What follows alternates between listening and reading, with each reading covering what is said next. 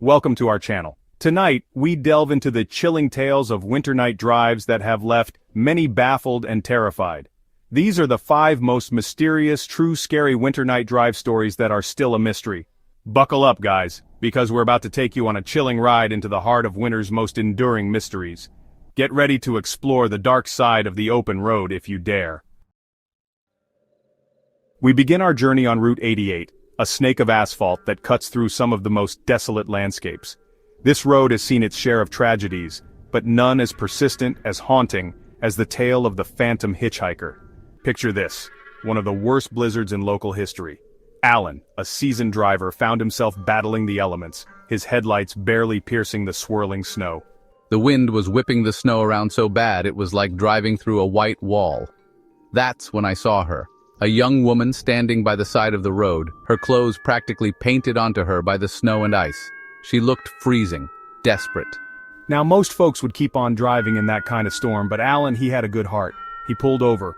She didn't speak, didn't even look at me, just nodded and climbed into the car.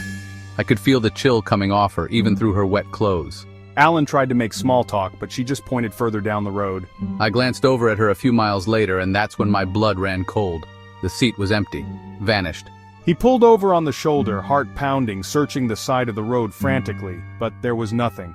Shaken to his core, Alan reported the incident to the police. They told me I wasn't the first. There had been other reports, similar stories of a young woman vanishing from cars along that same stretch of Route 88. Local legend says she was a bride-to-be, killed in a car crash on her wedding day back in the 1960s. Now, her spirit, unable to find peace, is trapped, forever reliving that fateful night, searching for a ride that will never lead her home. Our next story takes us deep into the heart of Black Mountain Pass, a treacherous road that winds its way through some of the most unforgiving terrain imaginable. 2 friends, Jake and Sam, were making their way through the pass one night. A blizzard was raging, the kind that makes you feel like you're a million miles from civilization. At first we thought it was other stranded motorists, maybe a family whose car had broken down. But as we got closer, something felt off. Dead off. The figures, they weren't moving. Not even a shiver. And the snow, it wasn't settling on them, it was like they were repelling it somehow. Jake slowed the car, his headlights illuminating the figures. That's when they noticed it. The figures had no faces, just blank, smooth skin where their eyes and mouths should be. I slammed my foot on the gas, speeding past the figures. As we did, the temperature inside the car plummeted. Then, the engine started to sputter. The lights flickered. The heater died completely. They were trapped in a blizzard, in the middle of nowhere, with their car dying and those things out there with them. They managed to limp the car into a nearby town, the engine coughing its last breath as they pulled into a gas station. We told the mechanic about the figures, about the freezing cold, about the car dying. He just shook his head and said he'd never seen anything like it. Despite numerous investigations, no one has ever been able to explain the frozen shadows of Black Mountain Pass. Some say they're the spirits of lost travelers, forever frozen in their final moments. Others believe there's something far more ancient and malevolent. Highway 12 in Montana? They call it the Lonely Highway, and for good reason. I knew this highway like the back of my hand. I'd been driving it for years, hauling freight through all kinds of weather. But one particularly brutal winter night, Paul saw something that defied explanation. He was exhausted, running on fumes and coffee, when he saw it in the distance, a warm, inviting light, like a beacon in the darkness. As I got closer, I realized it was coming from a cabin, nestled back from the road. It looked cozy, a plume of smoke curling lazily from its chimney, a light glowing in the window. I decided to stop, thinking I could ask for directions or maybe bum a cup of coffee. But as he pulled off the highway and onto the access road, the light in the window flickered and then vanished. The cabin was plunged into darkness. I figured maybe the generator had kicked off or something, so I got out of my truck and cautiously approached the cabin. But as I drew closer, I realized something was wrong. Dead wrong. There was no cabin, no sign of life, just an empty patch of snow-covered ground. Paul was rattled, to say the least. He searched the area, convinced he'd just gotten turned around somehow, but there was no trace of the cabin.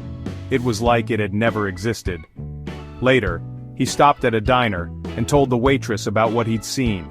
She just nodded knowingly and said, "You saw the light, huh?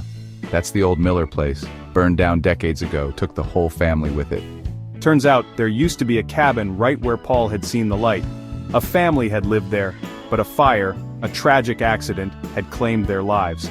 Ever since then, people have reported seeing the light, especially during snowstorms, a phantom beacon from a tragedy long past. We reported the incident to the local authorities, but no one could explain the strange broadcast or the faces in the frost. As for Sarah, the missing child from the broadcast, we found out that a girl matching her description had indeed gone missing in the area, but that was almost 60 years ago. Her case remains unsolved. Then, as suddenly as it had appeared, the fog lifted. They were back on the open road, the stars shining brightly overhead. They pulled over, shaken and bewildered, and that's when they noticed it. On the car windows, intricate patterns had formed in the frost, patterns that looked eerily like human faces, faces frozen in silent screams. A voice, filled with urgency, announced a missing child named Sarah, last seen in 1956. We tried to change the station, but the broadcast wouldn't stop. It just kept repeating, over and over again, the details of Sarah's disappearance. It wasn't a normal fog though. This fog was thick, almost alive, and it seemed to cling to their car, swallowing it whole. As they drove deeper into the fog, their car radio, which had been playing static, suddenly crackled to life. One night, Mark and I were driving down Silent Lake Road. We were on our way home from visiting family, running late, when the fog rolled in. Silent Lake Road. Even the name sends chills down your spine. Our final story takes us to Glacier Pass, a treacherous stretch of road known for its harsh winters and unforgiving beauty. One winter night, I found myself stranded in Glacier Pass during a blizzard.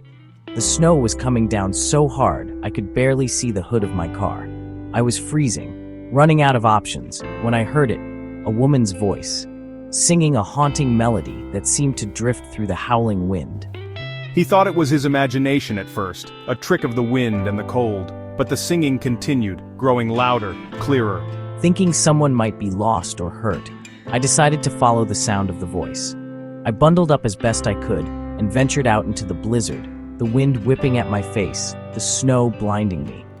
I walked for what felt like hours, the singing my only guide. But the further I went, the more disoriented I became. The singing seemed to be coming from everywhere and nowhere at once. I was lost, alone, and starting to panic. Just when he thought he was going to freeze to death, the singing stopped. He looked around, his heart pounding in his chest, and noticed faint tracks in the snow.